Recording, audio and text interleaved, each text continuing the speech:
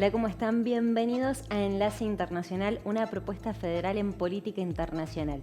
Un placer reencontrarnos una nueva semana. Hoy Augusto Grilfox no ha podido acompañarme, pero la semana que viene va a estar aquí como siempre sin falta. Tenemos un programa muy cargado, vamos a analizar muchos aspectos, vamos a tener una entrevista en profundidad sobre lo que está pasando en Jerusalén en el marco de los conflictos por el día del desfile de las banderas o el día de Jerusalén. También vamos a estar analizando la situación en Reino Unido en cuanto a esta moción de censura que pudo sortear Boris Johnson esta semana y que en cierta forma lo deja debilitado en cuanto a su gobierno. Vamos a analizar también la actualidad en Chile y por supuesto vamos a hacer una entrevista en profundidad de la Cumbre de las Américas para tratar de entender todo. Tenemos segmento de ambiente y de película imperdibles, así que veamos el siguiente video y ya empezamos.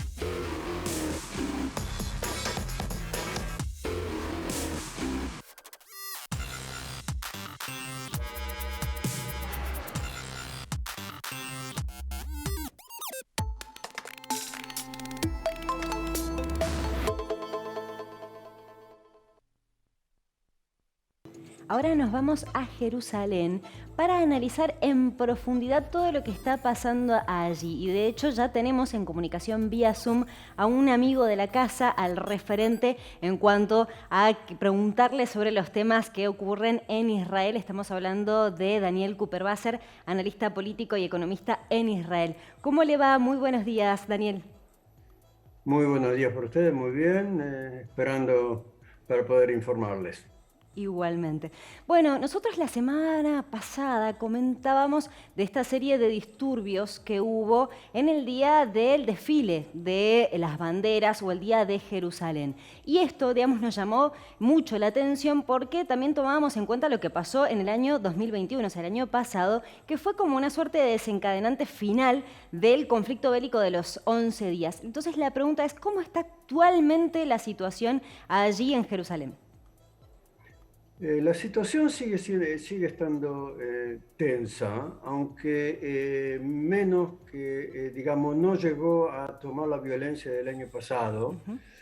eh, por diversos motivos que aparentemente, digamos, hubo sí disturbios internos, pero básicamente lo que evitó una conflagración fue que Hamas de Gaza decidió mantenerse al margen y no como el año pasado ante el desfile en las puertas de Jerusalén. Ellos lanzaron un misil sobre Jerusalén, que fue el inicio de la conflagración. Esta vez, como quien dice, se quedaron en el molde y hubo sí enfrentamientos entre palestinos de Jerusalén y de Cisjordania en Jerusalén, pero no pasó más que eso. Ujú. Bien, y teniendo en cuenta esta serie de conflictos y tensiones que se vienen dando a lo largo de estas últimas semanas, principalmente en cuanto, digamos, a ataques por parte de bueno, los palestinos, también represión por parte de la policía de Israel, el asesinato de una periodista palestina, ¿cómo se viene dando esta situación? ¿Se podría llegar a ver alguna escalada mayor? Eh, Enfrentamientos, o sea, ataques, enfrentamientos a nivel menor de ese tipo, siempre los hay, los va a haber, Ujú. todo el tiempo que se da una situación de que hay una población de casi 3 millones de habitantes está dominada bajo un gobierno militar. Eh, digamos, sea justificable o no, es una realidad que ya se vive 55 años y no veo motivos para que cambie mucho. Lo que sí, digamos, el poder de control que tiene el ejército de Israel es muy grande y generalmente logra sofocar olas, aunque periódicamente siempre hay ataques, lo que se llama acá lobos solitarios. Ujú. Los hay, seguramente lo va a haber, y del asesinato de la periodista palestina fue una circunstancia que, digamos, ocurrió en un momento determinado, pero en un operativo normal que hace el ejército de Israel en Cisjordania, y ocurrió lo que ocurrió. Yo sin juzgar, porque hasta este momento no hay ninguna información seria o investigación seria que se haya dado a conocer. Bien, exactamente. Y le consulto, Daniel, ¿cómo está la situación del gobierno actualmente, teniendo en cuenta que esta semana tuvo una derrota legislativa, está por cumplir un año de gobierno, no pudo prorrogar una política de control, de protección legal de los colonos judíos en Cisjordania? ¿Cómo está actualmente el gobierno de coalición de Naftali Bennett? El gobierno de coalición está tambaleando.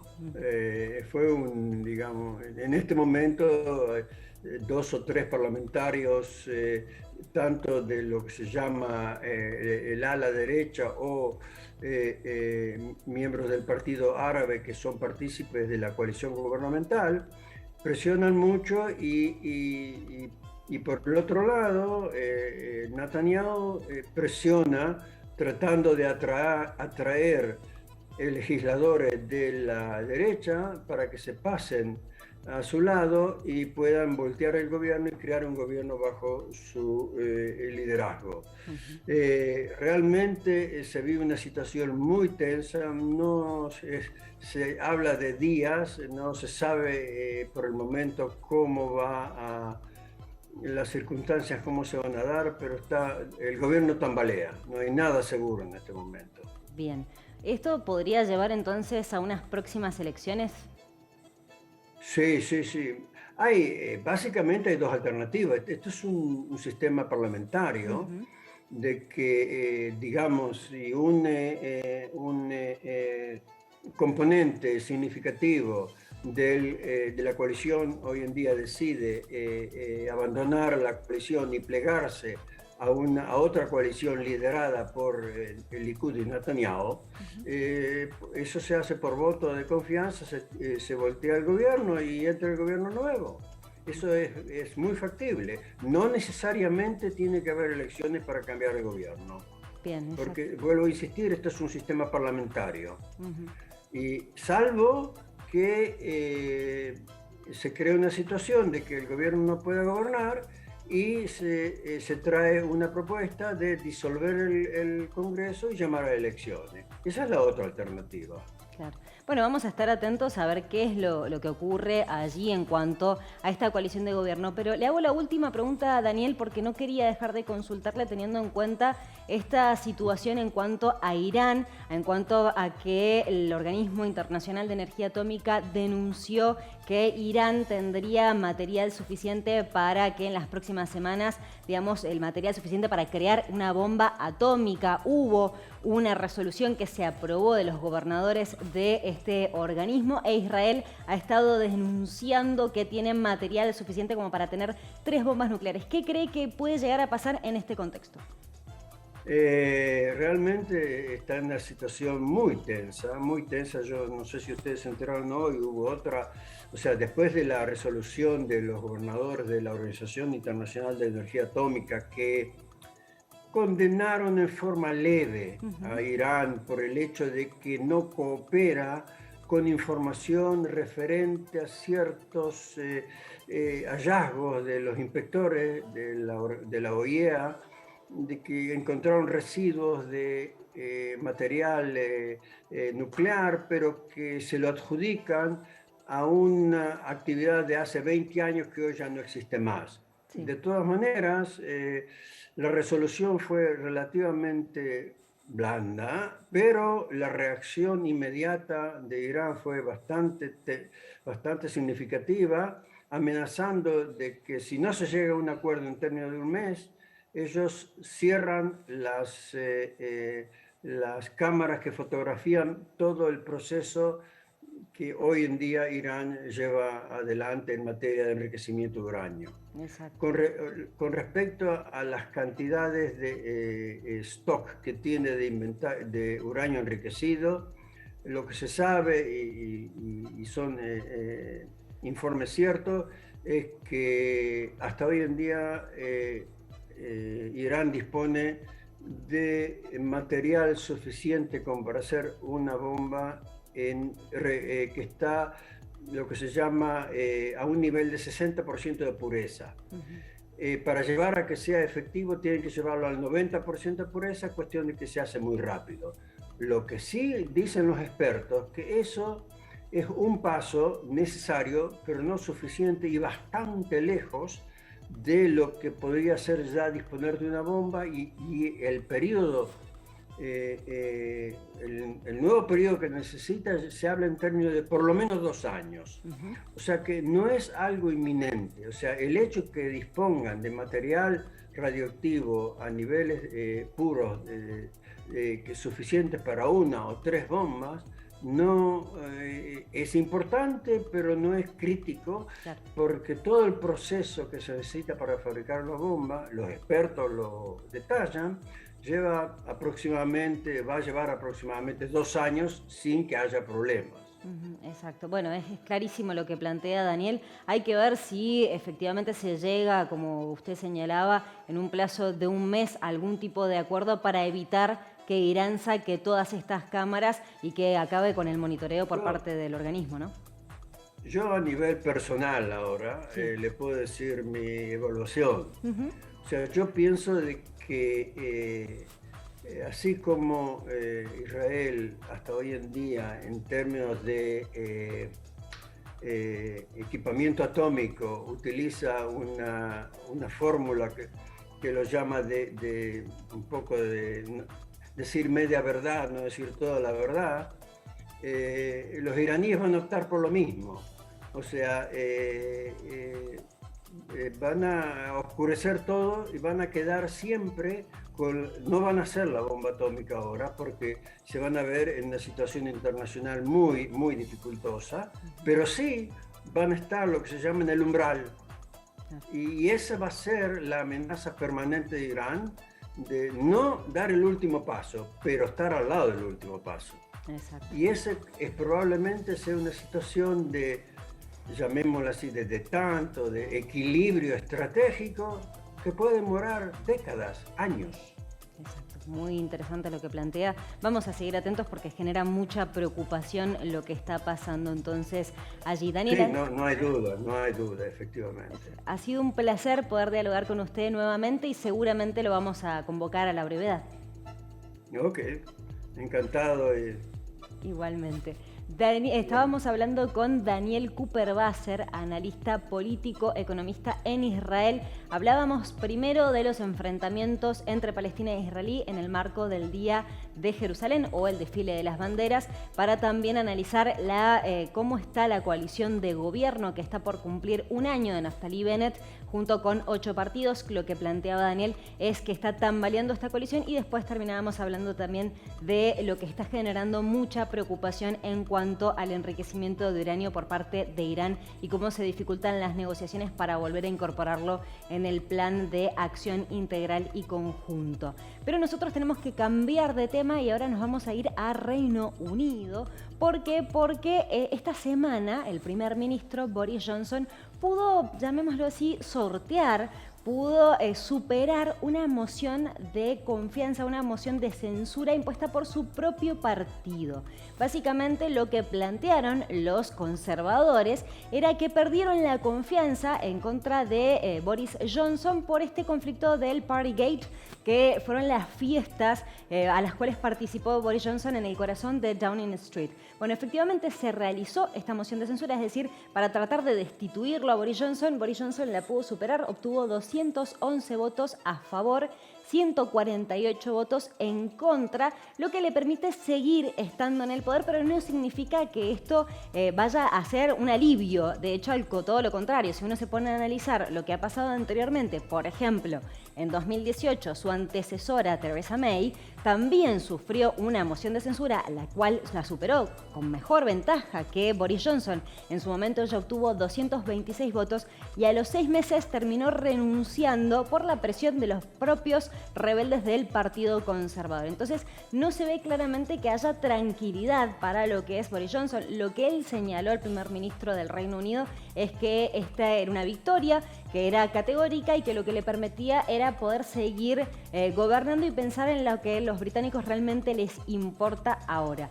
El tema es que se viene un contexto bastante complejo para Boris Johnson en una situación también que el Reino Unido no está atravesando su mejor momento, inflación, hay riesgos de posible recesión económica. Bueno, la situación es bastante compleja en este sentido también por lo que no es solamente una cuestión económica, sino también se ve claramente un hartazgo de la sociedad. Esto lo vimos en el jubileo de platino de la reina Isabel II, en donde Boris Johnson fue abucheado por la sociedad. Entonces se ve bastante complejo y teniendo en cuenta los antecedentes no significa que vaya a sortear. Y también los rebeldes del Partido Conservador lo que señalaron es que van a pelear para cambiar las reglas de lo que señala el Partido Conservador. ¿Por qué? Porque los Tories tienen esta política de que no se puede volver a convocar a una moción de censura hasta dentro de 12 meses. Ahora quieren cambiar este reglamento para convocarlo dentro de 6 meses. ¿Todo por qué? Porque señalan que ha perdido la confianza, no tiene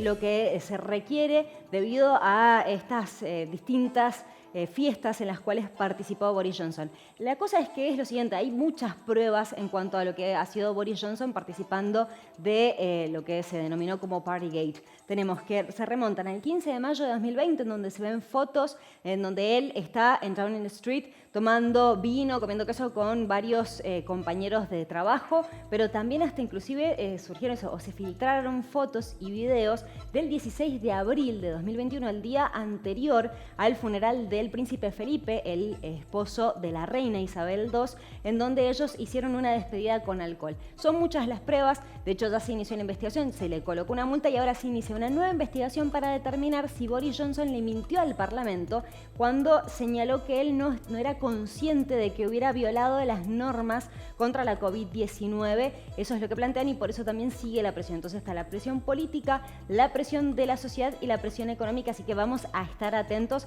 a ver qué es lo que ocurre allí en el Reino Unido.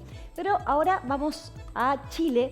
¿Por qué? Porque vamos a analizar lo que está pasando allí en este país. Un momento muy importante lo que está viviendo el vecino país en cuanto a este contexto del plebiscito para ver si los chilenos quieren o no una nueva constitución que se viene redactando. Bueno, el sábado hubo novedades en cuanto a Chile Vamos, la coalición opositora, que era la coalición que gobernaba junto con Sebastián Piñera. El sábado anunciaron que no van a acompañar esta nueva constitución, que van a votar en contra y de hecho decretaron esta nueva Carta Magna como un texto radical y extremo. ¿Por qué? ¿A qué se refiere? Bueno, se refiere al borrador que presentó la Convención Constituyente hace unas semanas atrás, que señala que son 160 páginas, 499 artículos. Bueno, ellos señalan que es una constitución que va en contra de la libertad.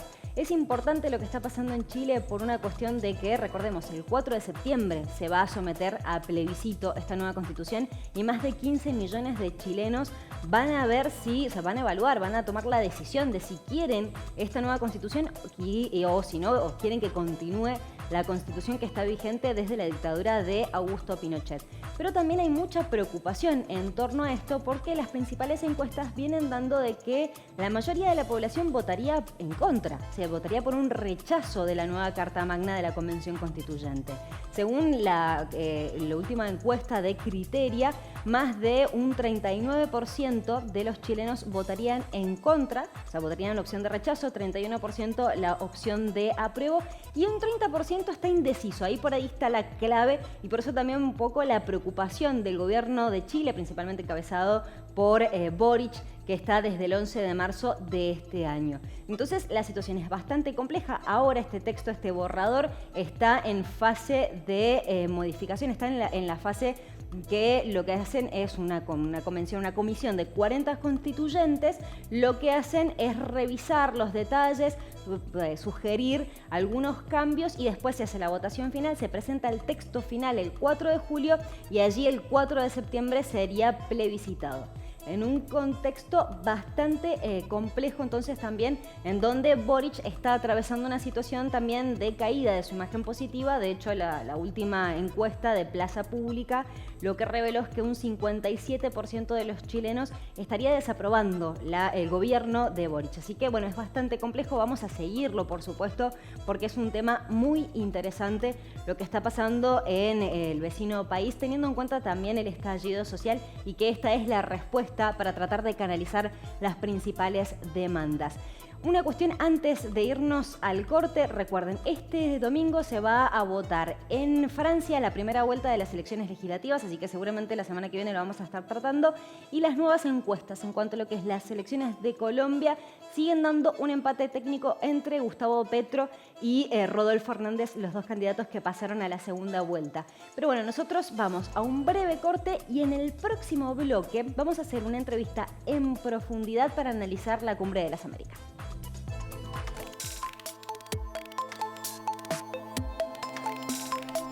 ¿Querés internet? Entonces querés Aero. Internet que vuela en todo Mendoza. Llámanos al 0810-333-0446. Ingresá a www.aero.com.ar. Aero. Internet que vuela.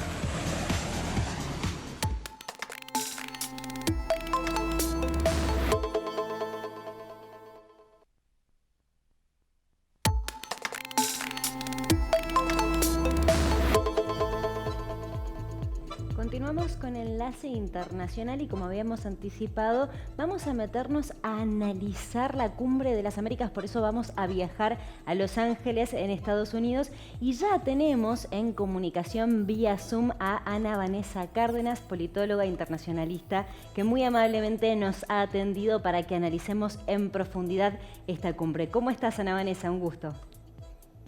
Muy bien, muy contenta de estar contigo y con tu auditorio. Gracias, igualmente. Bueno, el lunes comenzó esta cumbre. Oficialmente el miércoles se hizo la inauguración, principalmente del presidente Joe Biden, en donde, bueno, esta cumbre ha tenido bastantes controversias, o al principio llamó más la atención, más tanto por las ausencias que por el contenido en sí de la Cumbre de las Américas. ¿Qué conclusiones hasta ahora venís sacando de este evento que convoca a los principales jefes de Estados de América? Sí, mira, Luz, la Cumbre de las Américas es un foro importante por ser el único que reúne a todos los países de la región, ¿no? Y hay un punto fundamental, y es que esta reunión tiene que ver con la importancia que le da el que esté Estados Unidos sentado con los países de América Latina.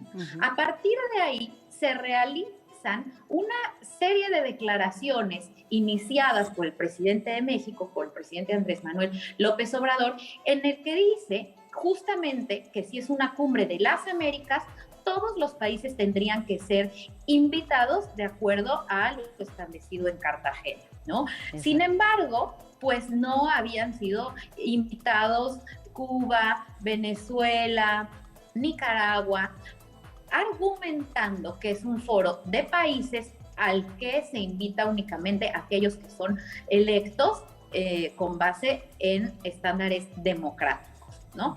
Y eso ha sido el panorama general, incluso luego del inicio de la cumbre. Han seguido estando los reflectores más en la forma que en el fondo real de la cumbre.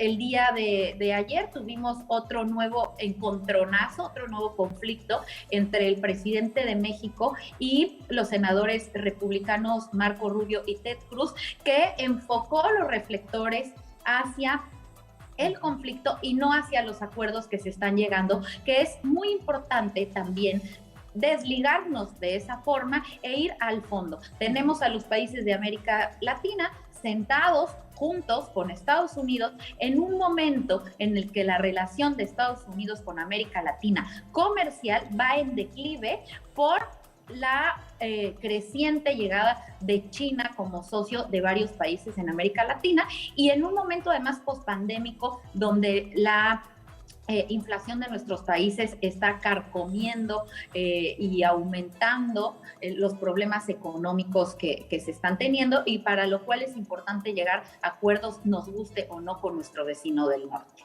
Exactamente. Y también agregando esta situación del contexto de pandemia y de esta situación en donde China está teniendo más avances o más posicionamiento en la región, también hay una cuestión, no sé si coincidís, el tema de que Joe Biden no ha tenido un cambio en lo que es su política exterior, principalmente América Latina, de lo que fue la política de Trump.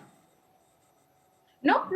Evidentemente hay temas que son muy importantes.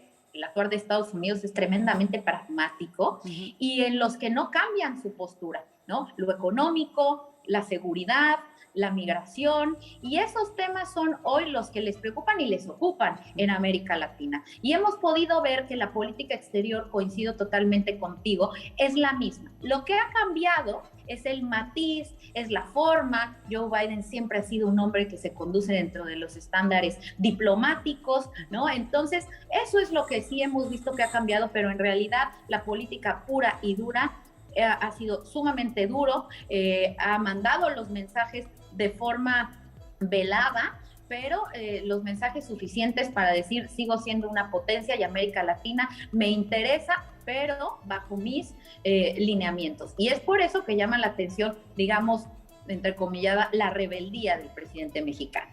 Exactamente. Y teniendo en cuenta que señalabas esta cuestión de la inmigración, es uno de los principales tópicos de esta cumbre. De hecho, Kamala Harris, la vicepresidenta de Estados Unidos, anunció una serie de 3 paquetes de inversiones económicas para tratar, en cierta forma, de frenar la inmigración hacia Estados Unidos, principalmente del Triángulo Norte. Pero, ¿cómo afecta el hecho de que los principales presidentes del Triángulo Norte no estén presentes allí en la cumbre? Sí, así es. Bueno, finalmente desde que inició el mandato de Biden, una de las cuestiones que le ha generado mayor problema ha sido el tema de la migración, que se incrementó al inicio, y bueno, el segundo, el tema Afganistán, que estarán jugando un rol sumamente importante en las elecciones de Estados Unidos que están próximas. No lo olvidemos, ¿no? Que hoy en día no podemos desligarnos del análisis de las acciones del presidente Biden, de la cercanía de estas acciones intermedias. Entonces, el tema de la migración además tiene aristas importantes, como es el tema de la seguridad también, ¿no? Y bueno, ha nombrado a Kamala Harris la gran pieza para negociar con los países del Triángulo Norte y con México, obviamente, el tema migratorio. Y justamente la cumbre inicia mientras va de salida una caravana hacia Estados Unidos de migrantes. Y entre las causas de la migración a las cuales están dispuestos a atacar con dinero, lo cual es un error porque la migración es multifactorial y no solo basta el dinero, sino basta voluntad política, etcétera. Pero Estados Unidos también considera, y además es cierto, que la estructura o la infraestructura de estos países, ¿no?, está expulsando a las personas y se convierte entonces también un problema en la agenda de seguridad de Estados Unidos. Y es por eso que vemos hoy en día que va a ser un tema que se discute en la cumbre, pero que no se invita a estos presidentes justamente porque los consideran parte de las causas o del origen de estos países, al considerarlos que no han sido electos en un marco democrático y se les excluye. Ahora, México, que se ha convertido, hay que decirlo, en el gran interlocutor de estos países con Estados Unidos, está representado por su canciller en lo que llaman el presidente López Obrador una representación bajo protesta, y además México tiene una reunión o está promoviendo en su agenda una reunión con Joe Biden para el mes de julio para tratar estos temas. Vamos a ver si le aceptan la reunión, ¿no? Pero en mi opinión se ha perdido por parte de México y de los países que decidieron no asistir, ¿no? Como por ejemplo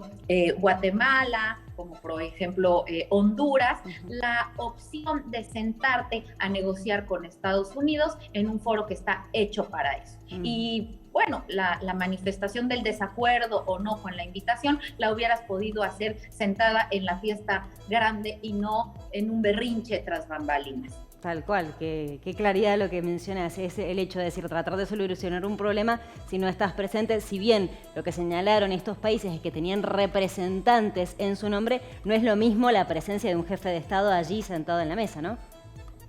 No, desde luego, hay reuniones incluso que aunque estemos representados por nuestros cancilleres, no pueden entrar porque son diálogos de alto nivel en el que se necesita la presencia de los presidentes. Exactamente. Bien, otra de las cuestiones era el tema, bueno, esta crítica hacia el tema de que Estados Unidos no haya invitado a Venezuela, a Nicaragua y a Cuba. Y de hecho, bueno, se generaba esta tensión de que AMLO, bueno, decidió no ir por la ausencia de estos países. Se hablaba de que Alberto Fernández también había dudas si iba, si no iba. Se exhortó, de hecho, Nicolás Maduro lo que señaló es que fuera la voz de los grandes ausentes en esta cumbre. Y Nicolás Maduro también planteó la posibilidad de que a través de la CELAC sea, digamos, la forma de poder sentarse con Estados Unidos y escuchar a estos países de América. ¿Qué tan factible lo considerás a esto, esta propuesta de Nicolás Maduro? Sí, bueno, la CELAC ha tenido un gran renacimiento con la presidencia de México durante algún tiempo, ahora con la del presidente Fernández, y bueno, pues no es ningún secreto que es un organismo que además se une por cuestiones ideológicas en un momento en que resurgen las izquierdas y bueno, pues que es un foro en el que se sienten a gusto, ¿no? En el que confían estos países, e incluso se ha llegado a mencionar que pretenden que la CELAC funcione como una especie de Unión Europea, lo cual, bueno, sabemos que es totalmente difícil porque la integración en América Latina siempre ha sido un gran mito, ¿no? Pero ese es otro tema, e incluso otro de los lineamientos era sustituir a la OEA. La OEA tiene problemas económicos que hoy los ha tenido que subsanar Estados Unidos y por eso vemos también una cierta tendencia pro Estados Unidos, ¿no? En este organismo, pero aún con esos recursos está en una crisis. Entonces, son recursos que no lo tiene la CELAC, pero lo que sí puede hacer la CELAC es justamente ser eso, un interlocutor. Y para eso necesitamos que el presidente Andrés Manuel López Obrador pues tenga la confiabilidad de ambas partes, como en cualquier ejercicio de interlocución, de mediación y de negociación. Entonces, es ahí el tema estratégico de tener a alguien que esté sentado en esas mesas, y creo que el presidente Fernández lo hizo muy bien, como también lo hizo el presidente Boric, que representa hoy estas izquierdas jóvenes, progresistas, que recobran espacios, ¿no? Y más allá del descontento que lo hicieron o lo manifestaron de forma verbal, están sentados ahí y están negociando siendo la voz de estos países. Ahora, el resultado de esta cumbre, ¿no? Que lo estaremos viendo quizá en 2 o 3 semanas posteriores en la actitud que tenga Biden hacia los países que asistieron o no, pues determinará la factibilidad de un encuentro en el que la CELAC sea intermediario. Ahora, ojo, la relación con México es tan importante, tenemos la 10ª frontera más grande del mundo, más del 80% de nuestro comercio es con Estados Unidos, somos el principal socio comercial estamos en los 3 primeros lugares de todos los estados de la Unión Americana y somos el principal en 5 estados, que no se va a ver afectada. Es cierto, no hay una empatía personal entre Biden y el presidente López Obrador, pero esta relación va a continuar con fluidez, no gracias a López Obrador, sino a pesar de López Obrador. Qué importante lo que señalas. Y hablando de las autoridades de México, Ebrard, el canciller de México, señaló que la OEA está agotada y propuso una refundación, una reestructuración de todo este organismo. ¿Qué opinas vos de esto? Sí, creo que la OEA hoy por hoy, como todos los organismos internacionales, están en un momento de redefinición, o deberían de estar en un momento de redefinición, porque han perdido un margen de negociación importante y de credibilidad, ¿no? Sí es cierto, la OEA ha tenido manifestaciones tendenciosas cuando ha juzgado a gobiernos de poco democráticos como Venezuela, Cuba, pero no lo ha hecho con presidentes o no en la misma manera como Jair Bolsonaro de Brasil, que hoy también está en la cumbre. Hoy es el encuentro con Biden, y vemos que también ahí hay algunas cosas no muy claras, porque parece que el presidente Bolsonaro ha hecho la petición de que no se le cuestione las críticas que ha hecho al sistema electoral brasileño. Exactamente.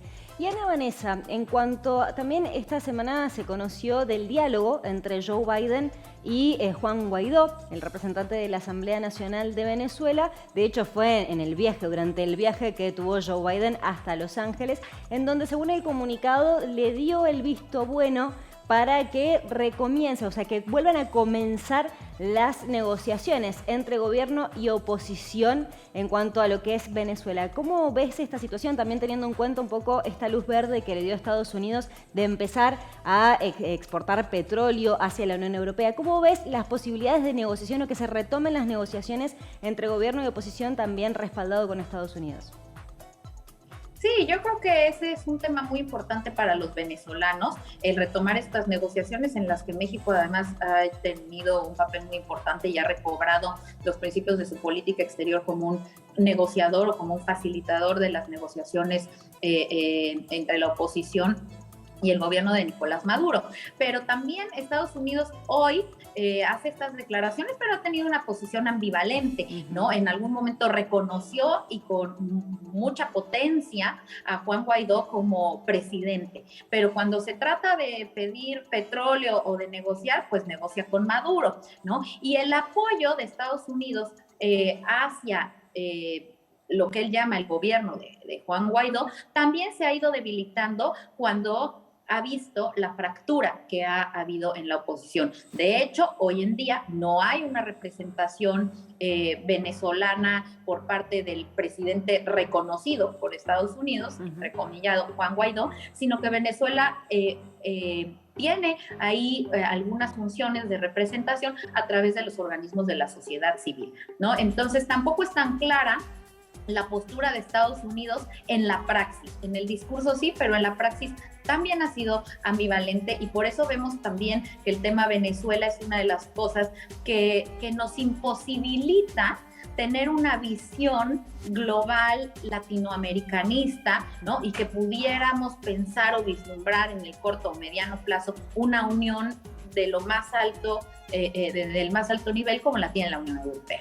Exactamente. Te hago la última consulta, Ana Vanessa. Recién señalabas que quizá en 2 o 3 semanas podemos llegar a evaluar los resultados de esta cumbre. También señalabas el tema de la importancia de China en la región. ¿Crees que esta cumbre puede llegar a servir para acercar las relaciones entre América y Estados Unidos, o va a quedar en lo que señalabas recién de lo discursivo y no tanto en lo pragmático? Pues me parece que esta cumbre lo que busca sí es afianzar la posición de Estados Unidos en América, pero creo que es bien complejo en este momento en el que el presidente Biden también tiene que poner muchos de sus recursos más bien a disposición de aplacar o de menguar el creciente posicionamiento de China en el espacio exterior, ¿no? En el ciberespacio, que ahí están las grandes disputas a las que Estados Unidos quiere ser el pionero, ¿no? Y por eso vemos que incluso se retira de Afganistán. Entonces, la influencia de Estados Unidos hoy la vemos menguada, incluso discursivamente ha sido muy atacado por los países latinoamericanos. Creo que no ha tenido la fuerza el presidente Biden para lograr el respeto que lograba antes, y esta cumbre tendrá algún acercamiento económico, la propuesta de esta Asociación Americana para el Bienestar, etcétera, pues podrá ir afianzando esos lazos, pero creo que está lejos porque no tiene hoy los recursos disponibles Estados Unidos para tener la injerencia que tenía en Latinoamérica en momentos pasados. Bien, y la última, ahora sí es la última. ¿Qué tanto puede afectar el tema de las elecciones legislativas de noviembre este contexto? O sea, ¿está muy enfocado Joe Biden en esas legislativas para enfocarse en otra cosa también? No, claro, es fundamental ahorita esas elecciones, y por eso vemos también tanta actividad de los legisladores durante esta cumbre. Para Biden es muy importante demostrar que Estados Unidos sigue actuando como una potencia, ¿no? Y que incluso su zona de influencia directa, como es América Latina, todavía la puede controlar y que no le sea cuestionado esto, ¿no? Y a partir de esa vulnerabilidad de demostrar hoy liderazgo del presidente Joe Biden, es que los presidentes latinoamericanos deciden mostrarse inconformes y no acudir varios de ellos a la cumbre, porque saben que necesitaba de esto para fortalecer su imagen ante el electorado del presidente Biden. Exactamente. Bueno, Ana Vanessa, la verdad ha sido clarísimo todo. Es un placer siempre llamarte. Ya sos amiga de la casa y no nos cansamos de elogiarte porque realmente nos encanta poder charlar con vos. No, para mí la verdad es que es un placer realizar análisis conjunto con ustedes, y bueno, pues aquí seguiremos analizando la relación de nuestra región con Estados Unidos y América del Norte. Gracias, Ana Vanessa. Hablábamos con Ana Vanessa Cárdenas, politóloga internacionalista. Ella está en Mérida, México, y analizábamos todo lo que ha dejado hasta ahora la Cumbre de las Américas, este evento que convoca a los principales jefes de Estado de la región, en donde tuvo, digamos, estas controversias. Empezó básicamente siendo noticia por la ausencia principalmente de Andrés Manuel López Obrador, y no tanto, como ella señalaba, se discutía más la forma y no el fondo, y bueno, va dejando algunas cuestiones a analizar como la principal relación entre América y Estados Unidos. Nosotros nos vamos a un breve corte. En el próximo bloque tenemos el segmento de ambiente y la película, así que no te lo pierdas.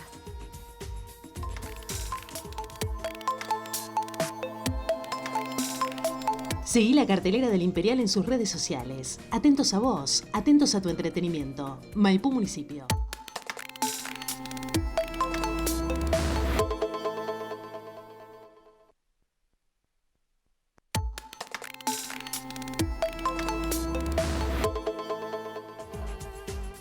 Último bloque de Enlace Internacional, y como anticipamos nos vamos a meter de lleno en la columna de ambiente. Tenemos ya en comunicación vía Zoom a una amiga de la casa, a Belén Falapa de Botellitas de Amor, para analizar este día, el 5 de junio, el domingo, se celebró el Día Internacional del Medio Ambiente. Muy buenos días, ¿cómo estás, Belén? Hola, ¿qué tal? Buen día, ¿cómo están? Muy Tanto bien. Tiempo. Igualmente. Bueno, Belén, el domingo se conmemoró el Día Internacional del Medio Ambiente. ¿A qué se debe esta conmemoración? Bueno, esto se celebra ya que hace 50 años ¿sí? Se realizó una conferencia en Estocolmo de Naciones Unidas, donde por primera vez empezaron a tratar temas ambientales, ¿sí? Como un tema preocupante a nivel mundial. Así que bueno, a partir de ahí sí es que celebramos este día, el 5 de junio, el Día del Medio Ambiente. Este año tenemos como lema así, una sola tierra, que me parece muy importante por el tiempo sí que estamos viviendo actualmente, ¿no? Lo que está pasando. Bien, exactamente. Y esto de una sola tierra, ¿a qué se refiere? Bien, yo creo que más que nada quiere hacernos tomar conciencia ¿sí? de que tenemos un solo planeta así el cual podemos habitar. Actualmente ningún científico, no hay ninguna prueba de que podamos desarrollar nuestra vida así, tal y como la conocemos en nuestro planeta. Así que lo tenemos que cuidar, lo tenemos que proteger y tenemos que empezar a tomar acción para poder llegar al objetivo de cero emisiones y todo lo que proponen sí, los ODS, los Objetivos de Desarrollo Sostenible, para poder subsistir ¿sí? y mantener la vida en la Tierra como hoy la conocemos, y tanto las especies de animales como también nosotros y bueno, todo lo que es la flora. Exactamente. Y Belén, vos recién mencionabas, son 50 años de cuando se hizo esta conferencia en Estocolmo. ¿Qué crees que ha pasado en estos 50 años? ¿Ha habido una verdadera concientización de la sociedad o estamos muy lejos? Y yo personalmente creo que no. Me imagino que aparte de los problemas por los que se habrán reunido 50 años, deben haber sido algo tan pequeño con lo que tenemos hoy en día, ¿sí? La cantidad de emisiones, por ejemplo, si vamos a hablar directamente de este punto, que es una lista de todos los problemas que hay ahora, sí. Ha seguido creciendo exponencialmente, ¿sí? Por eso también hemos llegado a la situación en la que estamos, de que no hay que dejar que la Tierra se siga calentando, porque si no la situación va a volverse irreversible. Así que la verdad que creo que en los últimos 50 años no hubo conciencia, sino que realmente se pasó por alto. Si bien se intentó, se siguió todo como si no pasara nada, y creo que recién ahora para mí se están tomando verdaderamente cartas en el asunto. Creo que sí, en el último año han empezado a tomar acción algunos gobiernos y hemos empezado a ver que distintas compañías o estados están realmente realizando acciones para mitigar el cambio climático. Qué importante lo que señalás por ahí, gobiernos que tomen las acciones, pero también la gente, ¿no? Por ejemplo, un dato que me llamaba la atención de la ONU que remarcaba que digamos, el consumo, si uno cambiara su propio consumo o hiciera un consumo más sustentable, reduciría las emisiones entre un 40 y un 70%. ¿Crees que la gente está tomando más conciencia? Sí, yo creo que sí, de a poco, creo que es algo que se nota por ahí que cuesta, más que nada porque, bueno, ahí empiezan a jugar un montón de factores también de que a qué productos uno tiene acceso y a cuáles no, sí, y como, bueno, también la cultura y todos estos temas sociales que bueno, que nos miden y nos condicionan nuestras acciones, sí. Pero sí, yo creo que por ahí lento, paulatino, pero para mí está habiendo un cambio en la sociedad. Y cada vez hay más gente que es más responsable, sí, tanto de su consumo como su desecho. Exactamente. Bueno, Belén, ha sido un placer poder charlar con vos. Como siempre, ya sos amiga de la casa y seguramente te vamos a estar contactando a la brevedad. Bueno, muchas gracias por la invitación y bueno, sí, los invito a todos a seguir cuidando nuestro planeta, que hay uno solo. Exactamente, más con lo que ustedes también realizan en Botellas de Amor, es claramente un paso para ayudar a contribuir al ambiente y contrarrestar este cambio climático, ¿no? Sí, totalmente. Una muy buena manera de ayudar. Exactamente. Hablábamos con Belén Falapa de Botellas de Amor para analizar un poco por qué se conmemora el Día Internacional del Medio Ambiente y esto de si ya se pasaron 50 años de esta conferencia de Estocolmo en donde se estableció el 5 de junio como el Día Internacional del Ambiente. Bueno, ¿qué es lo que ha pasado? ¿Ha habido grandes cambios? No, lo que señalaba Belén es que no ha habido grandes cambios recién, por ahí más en los últimos años, pero se necesita de una verdadera postura tanto de los gobiernos como de las personas para que haya efectivamente un cambio, una reducción de las emisiones y bueno, dejemos de afectar esta que es una sola tierra. Pero nosotros ahora vamos al segmento de lo que es la película, el segmento cultural, y en esta ocasión trajimos una película muy interesante, se llama Oh Jerusalén, de, bueno, justamente del 2006, de Eli Churaki, el director. Es una película muy interesante, estamos viendo las imágenes allí en pantalla, que plantea la explicación de cómo se desarrolla esta guerra en cuanto a la formación del Estado de Israel de 1948. Es una película, una propuesta muy interesante. ¿Por qué? Porque es desde el punto de vista de dos personas, de dos amigos que vivían en Nueva York que se trasladan a Jerusalén para luchar, en cierta forma, luchar por la paz. Eso es lo que ellos se proponen. Pero a medida, digamos, que van transcurriendo los eventos, sí, lo que pasa es que terminan luchando por sus ideales o los ideales de su pueblo, de los judíos y de los árabes o de los palestinos. Es muy interesante para entender cómo se desencadena todo esto, algo que señalábamos con Daniel Cooper-Wasser, ¿no? Que no han logrado un final y que de hecho todavía no se ve un momento de paz, de que cesen de una vez estos enfrentamientos. Es muy interesante también la propuesta porque está basada en un libro, el libro se llama exactamente igual, Oh Jerusalén, de Lapierre y Collins, que es un libro que de hecho también fue premiado por la objetividad con la que cuenta este conflicto, porque no tomó una postura y de hecho tardaron 40 años en entregar el guión de ese libro a un director de cine por el tema esto de que los planteos eran muy parciales, o desde un punto de vista judío, desde un punto de vista árabe. Bueno, lo que destacan en esta película los mismos, el mismo director y Lapierre, cuando fue entrevistado en 2006, cuando se estrena esta película, destacaban la objetividad con la que cuentan, porque no toman un partido hacia uno u otro lado, no toman el partido por los palestinos o los judíos y si cada uno tiene la razón o no de formación del Estado de Israel o de la ocupación de los territorios de Palestina. Es una propuesta súper interesante, está en Amazon Prime Video, así que lo pueden ver allí, así como les dije, Oh Jerusalén, y es realmente muy interesante que ayuda a entender la antesala de todo lo que vemos en la actualidad en el conflicto entre Palestina e Israel. Así que se los recomiendo entonces por Amazon Prime. Se nos ha acabado el tiempo, ha sido un gusto enorme poder reencontrarnos, pero antes yo les cuento un poco de este look divino que me ha dado el atelier Ellen Hansen para este programa. Ahí ven las botas de cuero ecológico soñadas, me encantan, súper cómodas, divinas, quedan perfecto con el outfit.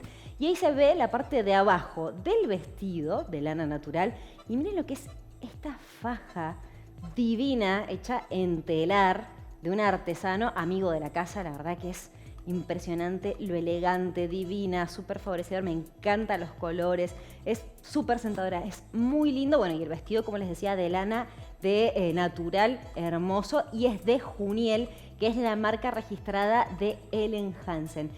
Allí en el atelier Ellen Hansen tienen también un verdadero compromiso con el cuidado del medio ambiente y también apoyan todas las producciones y los trabajadores y los artesanos.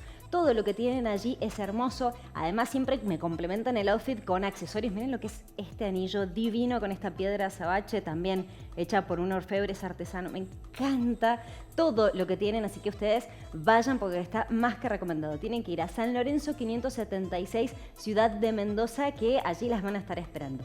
Ha sido un gusto poder reencontrarnos. La semana que viene vamos a estar equipo completo. Lo hemos extrañado a Augusto, pero bueno, ya la semana que viene va a estar con nosotros. Nosotros nos reencontramos el jueves que viene. Muchas gracias también a Canal Samma, a Canal 13 de San Luis y Canal 3 de San Martín. Nos reencontramos. Chau, chau.